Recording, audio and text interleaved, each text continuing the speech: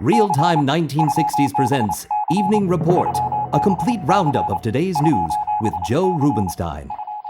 Good evening. In Washington, President Kennedy speaks out on the Berlin crisis. General Maxwell Taylor is headed to South Vietnam. Trumpeter Dizzy Gillespie charges racial discrimination in Kansas City. Open warfare between rival factions of the New York underworld. And Chico Marx is dead. Those are the headlines. The details after this message. Nature puts it into every blade of wheat, into every twig of the apple tree, into the stalk of every tobacco plant. And this same material is used to make the famous Micronite filter on your Kent cigarette. Kent with the Micronite filter refines away harsh flavor, refines away hot taste.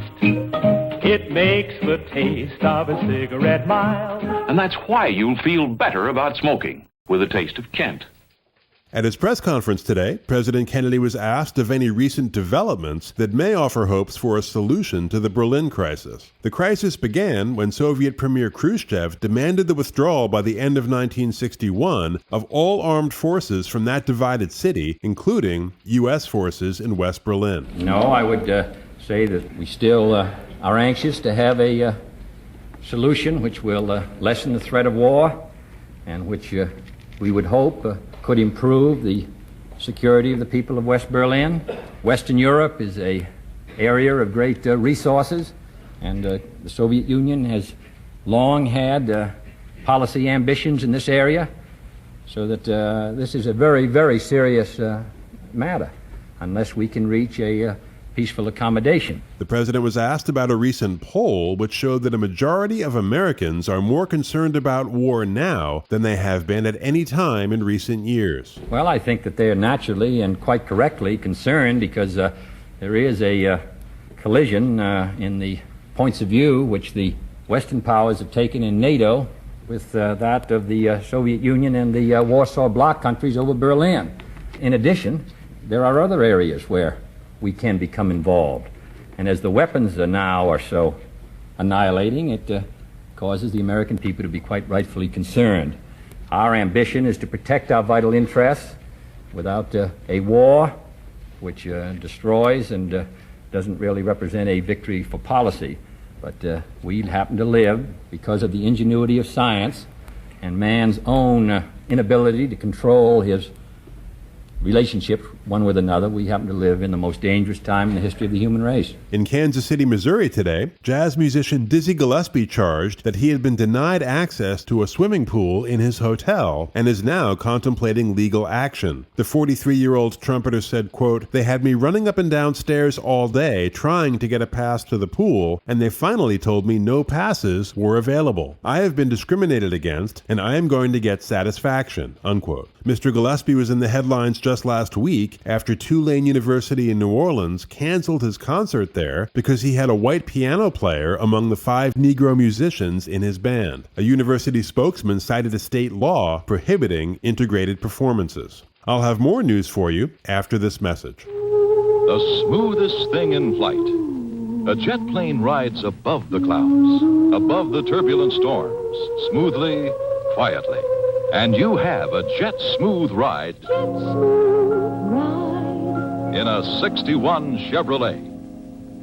You travel in luxury because Chevy gives you jet smooth ride. Chevy brings jet smooth travel down to earth with the smoothest, quietest ride outside of flight itself. Jet smooth ride. You relax, luxuriate in this 61 Chevy.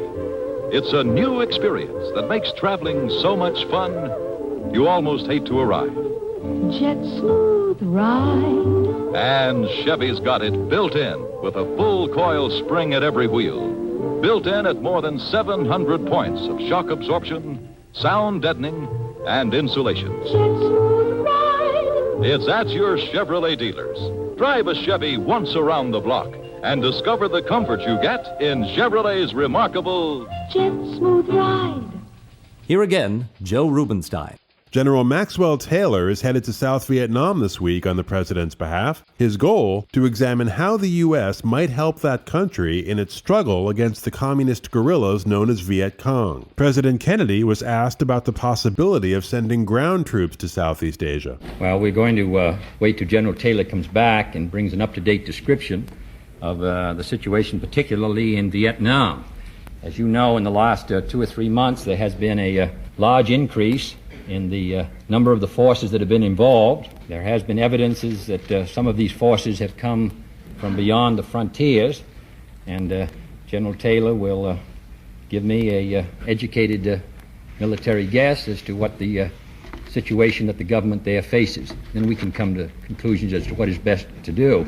In Brooklyn today, 32-year-old Joseph Gallo denied that his gang was at war with a rival faction in the New York underworld. However, police sources say that the Gallos have been trying to muscle in on entrenched elements in the jukebox and vending machine rackets. Lawrence Gallo, Joseph's older brother, was nearly strangled in a Flatbush restaurant in August, and Gallo Lieutenant Joseph Magnasco was shot at point-blank range and killed on a Brooklyn street corner last week. 13 Gallo gang members were arrested 2 days ago after police found 3 rifles and a shotgun at their hideout on 51 President Street. In the hallway of the Brooklyn Supreme Court today, an angry Joseph Gallo charged police harassment, telling reporters, quote, "Those guns have been there for years. The police knew it. We use them for hunting deer. This is an election year. Everybody wants to get in on the act," unquote.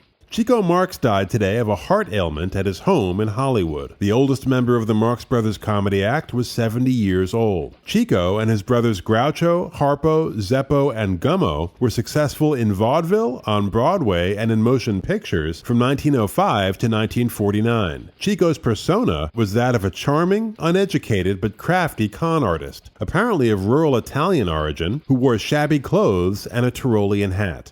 Sports after this brief message. Radio Free Europe needs your help to fight communism. Give now to Radio Free Europe. Ralph Houck, the 42-year-old former catcher who led the Yankees to a World Series victory over the Reds this week, will be re-signed as the Yankees skipper and is expected to receive a substantial raise over the $33,000 he was paid in 1961, his first year as manager. Los Angeles Dodgers manager Walter Alston was given a 1-year contract today at a reported salary of $40,000, despite failing to win the pennant with the club that was expected to do so this year. Alston, the Dodgers skipper since 1954, won pennants in Brooklyn in 55 and 56, another 2 years ago in Los Angeles, and he led the team to World Series victories in 55 and 59. And that, for this evening, completes our look at the latest news. Thank you for joining us, and have a great day tomorrow. This has been your Evening Report, a roundup of the latest news with Joe Rubenstein.